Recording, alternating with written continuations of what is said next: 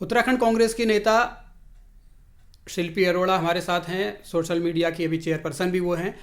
Madam, चुनावी साल आ चुका है, आप कौन सी सीट से दावेदारी कर रही हैं इस बार? गदरपुर से, जहाँ से मैं काफ़ी समय से सक्रिय हूँ और लगातार काम कर रही हूँ, तो गदरपुर से तैयारी कर रही हूँ मैं। लेकिन पिछली दफ़ा आपने किच्छा में दावेदारी की थी। उस समय एक थोड़ा एंगर था, टेम्पररी एंगर था थोड़ा सा मेरी, क्योंकि टिकट नहीं हुई थी, तो उस टाइम में मुझे थोड़ी नाराज़गी थी। और किच्छा भी, क्योंकि मेरा जन्म किच्छा का है, मलसा गिरधरपुर का है, तो किच्छा में इसलिए मैंने नॉमिनेशन भरा था। वो एक डिफरेंट मैसेज देने के लिए भरा था। और क्योंकि उस समय में सिटिंग मुख्यमंत्री वहाँ से चुनाव लड़ रहे थे, तो इसलिए वहाँ से भरा था। लेकिन इस बार पार्टी आपको क्यों टिकट दे? अगर मतलब प्राथमिकता के तौर पर आप क्यों ऐसा मानते हैं कि पार्टी को आप पर भरोसा जताना चाहिए? देखिए, गदरपुर सीट कभी भी कांग्रेस नहीं जीती है, तो मुझे लगता है कि महिलाओं को चांस देना चाहिए, मौका देना चाहिए, नया चेहरा उतारना चाहिए।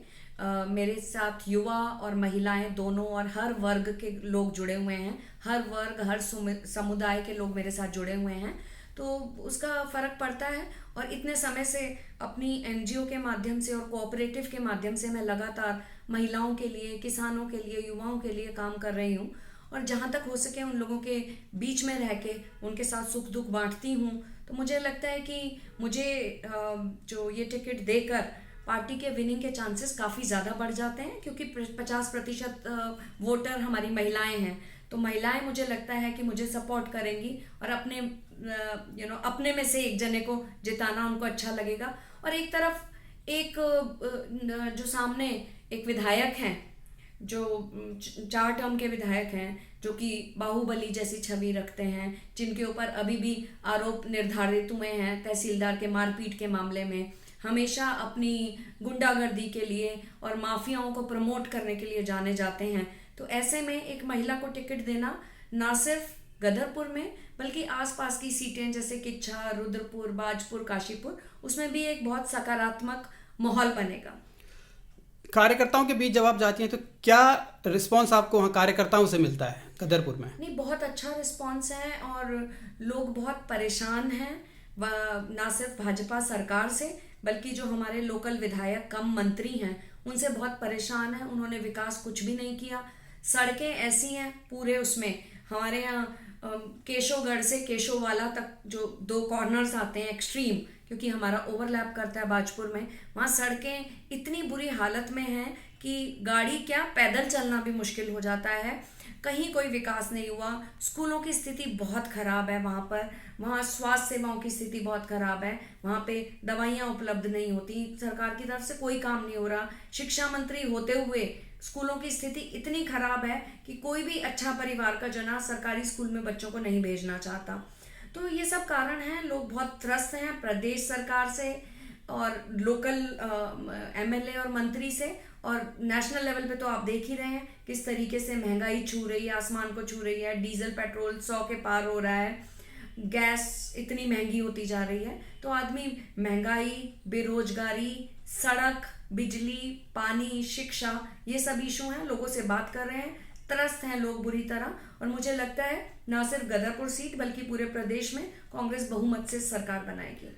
एक इशू ये है क्योंकि गदरपुर सीट पर आपने जैसे पहले भी जिक्र किया कभी नहीं जीती, 2 दफ़ा वहाँ बीएसपी जीती, फिर पिछली 2 दफ़ा से अरविंद पांडे, पहले वो बाजपुर से हुआ करते थे जी। तो कांग्रेस को जनता सिर्फ इसीलिए पसंद करे कि हमने इनको मौका नहीं दिया, या कोई और भी आपके पास ऐसा रास्ता है, ऐसा रोड मैप है जो जनता के मन में ये बतलाए कि हाँ कांग्रेस ऐसा कर सकती है? नहीं, देखिए, कांग्रेस अपना आप देख ही रहे हैं, चाहे वो पेंशन का मामला हो, शिक्षा का मामला हो, रोजगार का मामला हो, कांग्रेस ने कैसे गवर्न किया लोगों को समझ में आ गया। और देखिए, 3 बार विधायक जो था वो अपोजिशन में था, चाहे वो बसपा थी या बीजेपी थी। तो लोगों को कहीं ना कहीं उम्मीद रहती थी कि सरकार जो गदरपुर का प्रतिनिधि अगर सरकार में होगा तो पता नहीं क्या चेंज आ जाएगा। वो भी अब देख लिया, क्योंकि जो करंट विधायक हैं वो मंत्री भी बन गए, तब भी क्षेत्र का विकास बिल्कुल नहीं हुआ। NH-74 बहुत बड़ी प्रॉब्लम है, हजारों लोगों की मौतें हो चुकी हैं इस मामले में, सैकड़ों हर साल होती हैं। कितने परिवारों ने अपने जवान बच्चे खो दिए हैं एक्सीडेंट के चलते। हर दूसरे दिन हम कहीं ना कहीं किसी के यहाँ अफसोस करने गए होते हैं कि उनका बच्चा एक्सीडेंट में खो गया है परिवार के साथ। तो अंडर 74 इतना बड़ा मुद्दा है वहाँ पर। बाकी मैंने सड़कों का आपको बताया, अशिक्षा, बेरोजगारी सब तरीके का है, रोजगार बहुत बड़ा इशू है। तो ये सब चीज़ें हैं जिस पे होगा। और बिल्कुल लोगों ने देख लिया कि विकास सिर्फ कांग्रेस के टाइम में ही होता है। इकोनॉमी जो ग्रो होती है, चाहे प्रॉपर्टी रेट्स हों, चाहे फार्मिंग हो, उद्योग धंधे हों, कांग्रेस के टाइम में ही नर्चर करते हैं। और गदरपुर महत्वपूर्ण सीट है। मुझे लगता है कि क्षेत्र की जनता ने सबको ट्राई कर लिया है, इस बार कांग्रेस को ट्राई करेंगे और बहुत अच्छे बहुमत से जिताएंगे। अच्छा, फिर इश्यू आता है कि गुटबाजी होगी या टिकट अगर नहीं मिलता है, जिसको भी नहीं मिलेगा तो वो नाराजगी जाहिर करेगा। तो उन चीज़ों को लेकर क्या आप लोग पहले से कोई ऐसा प्लान बना रहे हैं कि डैमेज हो ही ना, कंट्रोल पहले से ही कर लिया जाए? देखिए, ये तो बड़े नेता बैठ के बात करेंगे। जिसको टिकट मिलती है और जिनको नहीं मिलती, उनसे बैठ के बातचीत करी जाएगी। उनको कहीं ना कहीं सरकार में एक और जगह पर कहीं ना कहीं अकोमोडेट करा जाएगा और कोशिश करी जाएगी डैमेज कंट्रोल जो ज़्यादा से ज़्यादा मैनेज कर सकें वो करें। लेकिन मेरा ये मानना है, जनता जब जिसके साथ होती है, जब जनता में जो लोग जनता से जुड़ा होता है, तो वहाँ बहुत ज़्यादा कोई डैमेज नहीं हो पाता है। क्योंकि जनता किसी के कहने पे वोट डाल सकती है, लेकिन आप कहीं इसको वोट ना डालिए, इसमें जनता नहीं सुनती है। जिसका जो दिल करता है सामने से कह भी दें, लेकिन जो मानता है कि ये जना विकास कर सकता है क्षेत्र में, जिसके पास विजन है, जिसके पास विकास की सोच है, जिसका विरोध नहीं है क्षेत्र में, मुझे लगता है कि बहुत ज़्यादा इसमें फ़र्क नहीं पड़ेगा। बाकी सब कांग्रेस परिवार के लोग हैं, आपस में मिलजुल के सबसे बात करी जाएगी और बड़े नेता उन लोगों को अप्रोच करेंगे, क्योंकि टिकट तो एक ही जने को मिलनी है। बाकी लोगों की नाराज़गी ना हो और किसी तरीके का डैमेज ना हो, उसको कंट्रोल करने के लिए किया जाएगा। अरविंद पांडे का आपने जैसे जिक्र किया कि उनके कामकाज के बारे में बताया कि उन्होंने कुछ नहीं किया, लेकिन वो 4 बार जीते हैं। आखिर क्या ऐसी वजह है कि वो जीतते चले जाते हैं? आपसी फूट। आप ये देखिए कि कहीं ना कहीं हमारी पार्टी के ही कुछ लोग स्वतंत्र उम्मीदवार के रूप में आते हैं और वोट काटने का काम करते हैं, तो उसकी वजह से उनको बेनिफिट मिलता है कहीं ना कहीं। क्योंकि अगर आप फर्स्ट, सेकंड, थर्ड को कैलकुलेट करें, तो सेकंड और थर्ड के वोट्स जो होते हैं वो उससे बहुत ज़्यादा होते हैं। तो ऐसा नहीं है इंडिपेंडेंट हमें डैमेज करता है, उनको भी करता है, बट 70-80% जो है वो कांग्रेस को डैमेज करता है। बीजेपी को सिर्फ 20% ही डैमेज कर पाता है। तो उसका कहीं ना कहीं उसको रोकने की बहुत ज़रूरत है कि हमारी पार्टी का कोई भी जना इंडिपेंडेंट चुनाव या नॉमिनेशन ना भरे। उसको समझाया जाए कि भाई कहीं ना कहीं आप भाजपा को बेनिफिट दे रहे हैं। मुझे लगता है कि अगर वो कंट्रोल कर दिया जाए तो शॉर्ट जो है गदरपुर सीट निकल जाएगी। विधानसभा सीटों के लिहाज से तीसरा बड़ा जिला उधम सिंह नगर है उत्तराखंड में। तो इन चीज़ों को आप कैसे ये मैनेज कर रहे हैं कि इस बार जो बड़े जिले हैं कम से कम वहाँ से ज़्यादा सीटें आ जाएं? क्योंकि उधम सिंह नगर को अगर देखा तो वहाँ किसान का भी एक अहम मुद्दा है। कैसे आप लोग गदरपुर में या उसके आसपास भाजपुर, रुद्रपुर, इन तमाम सीटों पर किसानों को कैसे साध रहे हैं? देखिए, हम लोग सभी किसान आंदोलन को पूरा समर्थन दिया है। मैं खुद व्यक्तिगत तौर पे बहुत समय मैंने गाजीपुर और कुछ समय सिंघू बॉर्डर पे भी गुजारा है और मैं समझती हूँ कि ये काला कानून बिल्कुल गलत है और बिल्कुल भी हित में नहीं है। और दुर्भाग्य की बात रही कि पूरे उधम सिंह नगर में सिर्फ हमारे पास एक सीट, जसपुर की सीट आई, लेकिन इस बार मुझे लगता है 9 की 9 सीटें जीतेंगे, क्योंकि लोग पूरी तरह से त्रस्त हैं। उनको समझ में आ गया है। बाजपुर में एक ज़मीन का बहुत बड़ा मुद्दा है जिसमें कि प्रदेश सरकार कोई मदद नहीं कर रही है। हज़ारों लोगों की ज़मीनों के हक उनसे छीने जाने की बात हो रही है। तो ये सब मुद्दे होंगे। जब अस्तित्व का सवाल आ जाता है, जिन किसानों ने भाजपा को बहुत भारी बहुमत से जिताया, 57 सीट्स उन्होंने उत्तराखंड में उनको दी, तो डेफिनेटली फार्मिंग कम्युनिटी की भी उनके साथ सपोर्ट होगी। महिलाओं ने सपोर्ट किया था बीजेपी को और महिलाओं ने भी देखा कि नोटबंदी में कैसे उन लोगों के जो छोटी छोटी सेविंग्स थी वो भी उनको बैंक में डालनी पड़ी, जो बचा कर अपने दुख सुख के लिए जो कर रखी थी। जीएसटी में मिडिल क्लास बिजनेसमैन जो है वो काफ़ी इफेक्ट हुआ है। वो सारा टाइम चार्टर्ड अकाउंटेंट और ऑनलाइन के चक्करों में ही, क्योंकि बिना किसी तैयारी के जिस तरीके से जीएसटी का इम्प्लीमेंटेशन हुआ।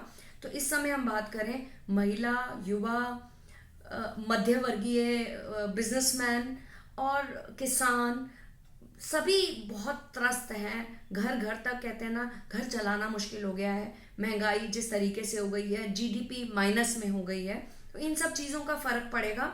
और उधम सिंह नगर डेफिनेटली किसान बहुल्य क्षेत्र है और मेरे ख्याल से बहुत बड़ी संख्या में गाजीपुर में किसान हैं यहाँ पर, क्योंकि मैं जाती हूँ वहाँ, मुझे खटीमा के, गदरपुर, बाजपुर, रुद्रपुर, किच्छा, सब नानकमता, यहाँ किसान बहुत बड़ी संख्या में मिलते हैं। मुझे नहीं लगता वो किसी भी तरीके से जिताएंगे, भाजपा के बारे में सोचेंगे भी। और खासकर अरविंद पांडे की बात करें, जब वो झूठे किसानों को दिल्ली में कृषि मंत्री तोमर जी के पास में, नरेंद्र तोमर जी के पास में एक झूठा डेलीगेशन लेके गए थे, इससे क्षेत्र की जनता बहुत आहत है। उनको लगा कि गदरपुर और उत्तराखंड का नाम जो है इन मंत्री ने पूरे देश में खराब कर दिया है। जो एक किसानों को, झूठे किसानों को लाकर एक गलत मैसेज देने का संदेश दिया है। लोग बहुत आहत हैं उनकी इस तरीके के बयानबाजी से और कृषि कानूनों के समर्थन देने से।